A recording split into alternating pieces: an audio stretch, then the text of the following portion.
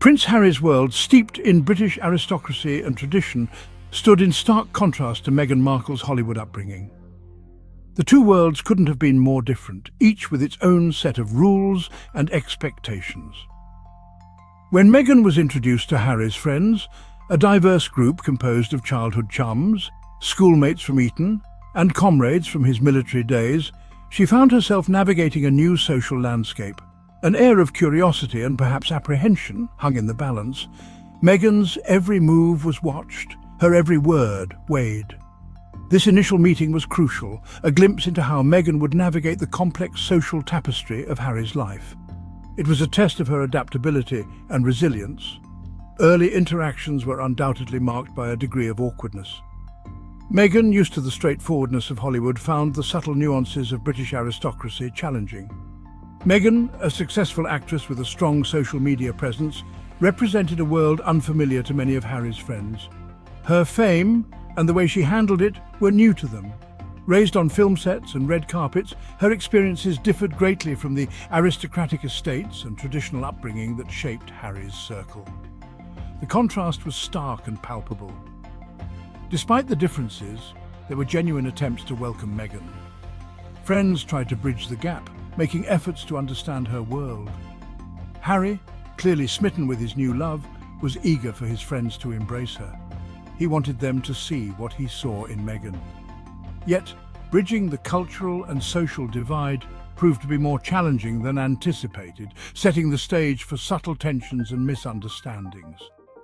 The journey ahead was uncertain, but it was one they were willing to undertake together. From the outset, Meghan's arrival ruffled feathers within Harry's inner circle, creating an atmosphere of unease and curiosity. While some welcomed her with open arms, others struggled to conceal their discomfort, unsure of how to navigate this new dynamic. Jokes, often veiled as harmless banter, revealed underlying tensions and unspoken reservations.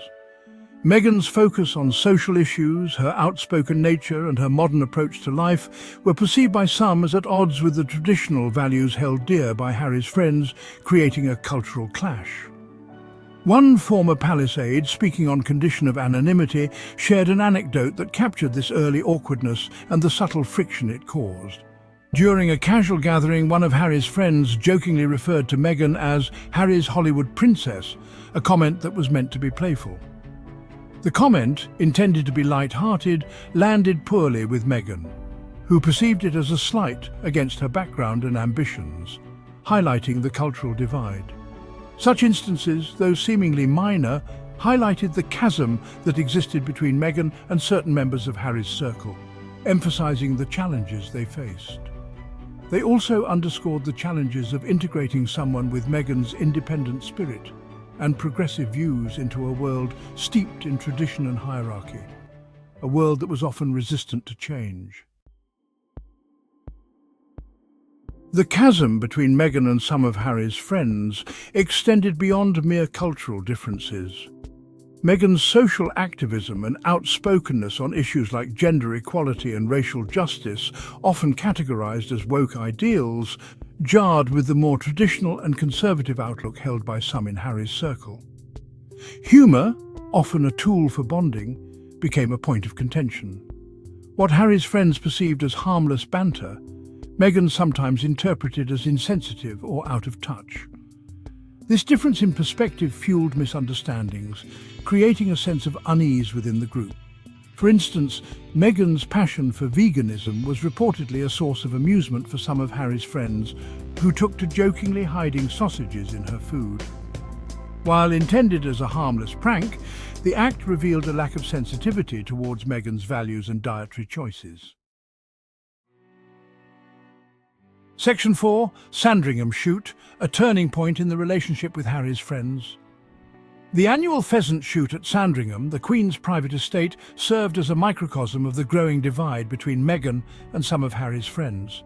This traditional event, deeply ingrained in British aristocratic culture, placed a spotlight on the clashing worldviews. Meghan's discomfort with the activity of hunting, which she found at odds with her animal rights beliefs, was palpable. Her mere presence at the event, despite opting out of the shoot itself, cast a shadow over the festivities. Royal observers noted that Harry, usually in his element during this annual tradition, appeared distant and preoccupied. It was becoming increasingly clear that he was caught between his loyalty to his friends and his desire to support his wife's values. Section 5. Royal observers weigh in, analysing the shift in Prince Harry. The strain in Harry's relationships with some of his old friends did not go unnoticed by royal watchers. Commentators and biographers, privy to inside information and observing the subtle shifts in dynamics, offered their analyses of the situation. Katie Nicholl, author of Harry Life, Loss and Love, noted that Harry's friends were used to a certain way of life, a certain type of humour. Meghan's arrival challenged that. She was a breath of fresh air, but not everyone welcomed the change. Another royal expert, Penny Junor, observed a distinct change in Harry's demeanour. He seemed torn, she remarked, loyal to Meghan, but also missing the camaraderie and easy familiarity he once shared with his old friends. Section 6. The Diana Effect, comparing two distinct influences on Harry. The dynamics surrounding Meghan's integration into Harry's life inevitably draw comparisons to Princess Diana's experience. Both women entered Harry's life at pivotal moments, each leaving an indelible mark on his journey. Both women, outsiders to the rigid world of British royalty, brought their own perspectives and values, shaking up the established order. Their unique approaches challenged the status quo, creating ripples that were felt far and wide. However, the nature of their influence differed significantly, reflecting their distinct personalities and life experiences. Diana, thrust into the spotlight at a young age, learned to navigate the intricacies of royal life through observation and adaptation. Her journey was one of gradual transformation, marked by moments of vulnerability and resilience. Meghan, on the other hand, arrived as a fully formed adult, confident in her beliefs and unafraid to voice them. Her assertiveness and clarity of purpose brought a fresh dynamic to the royal family.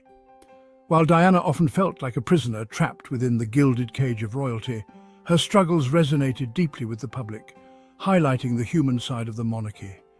Meghan's influence on Harry seemed to empower him to break free from those constraints. Together, they embarked on a journey of self-discovery and independence. She provided a different perspective, encouraging him to forge his own path.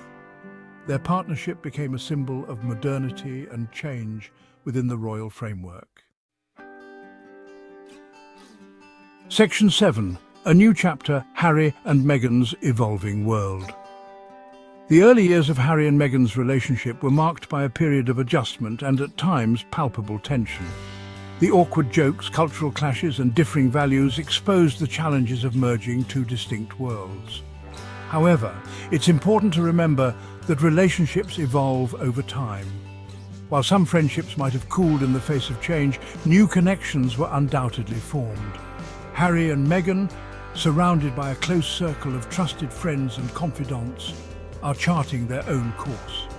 As they embrace the joys and challenges of parenthood and navigate their new life outside the confines of royal duties, one thing remains certain: Harry and Meghan's bond, forged in the face of adversity, will continue to shape their journey.